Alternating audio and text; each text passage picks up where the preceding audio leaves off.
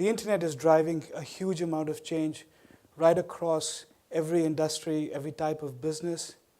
And so far, it hasn't really touched politics, governance, or democracy. And that's what we want to change. So the Internet Party isn't about the internet as such, as a tool. It's about what we can do with the internet, the opportunities and challenges that we have once in a generation, perhaps once in 100 years. And the changes that we want to drive are social, economic, cultural, environmental, educational. And to tell you more about the leader and about our plans, I'd like to welcome a person who needs no introduction, the Internet Party founder and visionary King Dotcom, as well as our partner, Harre from the Mana Party.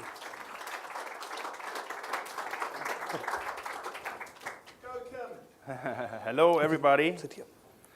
I will start by making a tweet for my followers, if you don't mind. Just all smile, please. Okay, just a second. All right. And tweet. Done. Thank you very much. I want to tell you today why I started the Internet Party. When the raid happened on my family and I was arrested and all my assets were seized and I was released on bail, I found myself in a situation where I had absolutely nothing. What saved me at that time was the support of the New Zealand public, the support of the media that followed that, and especially the support of the young people of New Zealand. And this Internet Party is my gratitude and my gift to those people of New Zealand that stood by me and supported me in that very hard time. There are a lot of things that are not ideal in this country. The subservient behavior of our government to the United States government, the internet freedoms that are undermined, our human rights that are undermined, the economic future of New Zealand is at stake. You see, they are showing you a budget, but they are not telling you the truth. The truth is that we are more indebted than ever as a country. And we are in a spiral that is getting out of control, where we now have to borrow money to pay interest for the money we have borrowed. So we need to change the model of New Zealand. We need to make sure that this country is not driven into the wall. And this is where we are currently heading. I think it's time now for me to introduce to you the leader of the Internet Party, Laila Harre.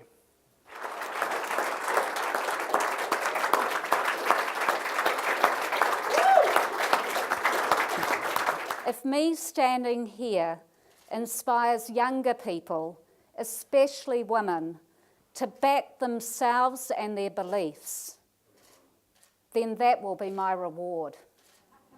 I didn't stop in 1989 when they started selling the people's assets. I didn't stop in 2002 when the government of which I was part joined the illegal war in Afghanistan.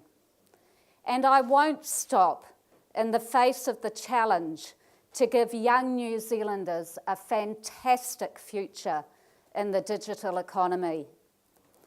This is a party which doesn't just talk about a new way of doing politics, but one which is already showing just how groundbreaking the new politics can be. I welcome the aspiring Internet Party candidates today. You are already leaders. I also acknowledge Hone Harawira and our partners in the Mana movement. We symbolise two strands of the future. Those who have been actively excluded by politics and policies throughout history, and those at the cutting edge of the internet revolution. These strands will be woven together by the generation of New Zealanders who will take charge in the years to come.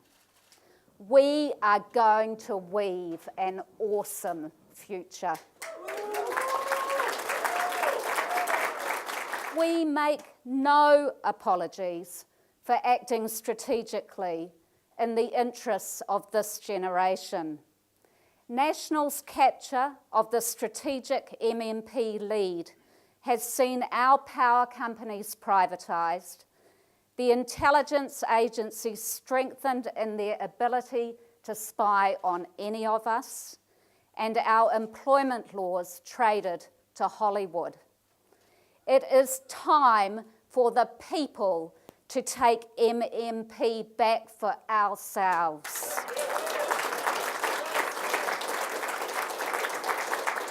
In the 2011 election, half of young voters chose not to engage with democracy. It's our job to give them a reason to care and a way to connect. We are going to use our internet and our organising power for good. And a message to our sponsor.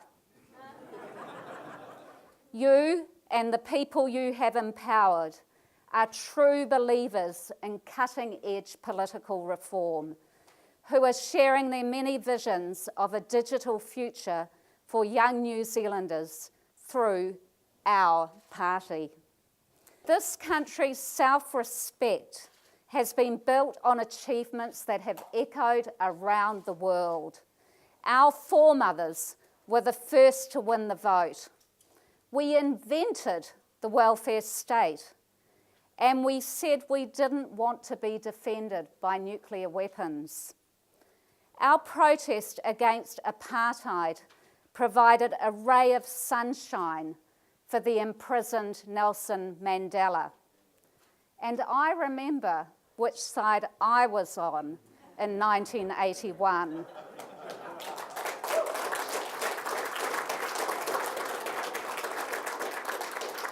Back then, the mechanics for change were street marches and placards. The values behind those movements haven't changed, but the fight has moved beyond the streets. The new arena is the rapidly changing internet, and it is under threat. Just as the right to protest on our oceans has been compromised by this government, the internet too is under attack. Just as the government has denied us the right to know what it is trading away in TPPA negotiations, the internet too is under attack. And that means that our privacy rights and our human rights are under attack. The internet represents a new opportunity for New Zealand to become a global leader in generating innovation, jobs, and prosperity. And our young people get that. What they have lacked so far is a voice in Parliament. Our Parliament will be the world's first in which the global movement for the internet will take our seats. Friends, we are going to change the government.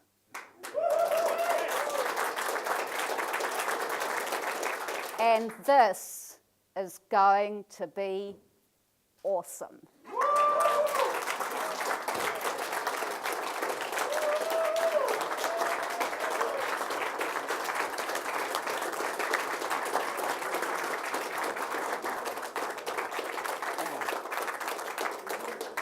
I just want to say a few words.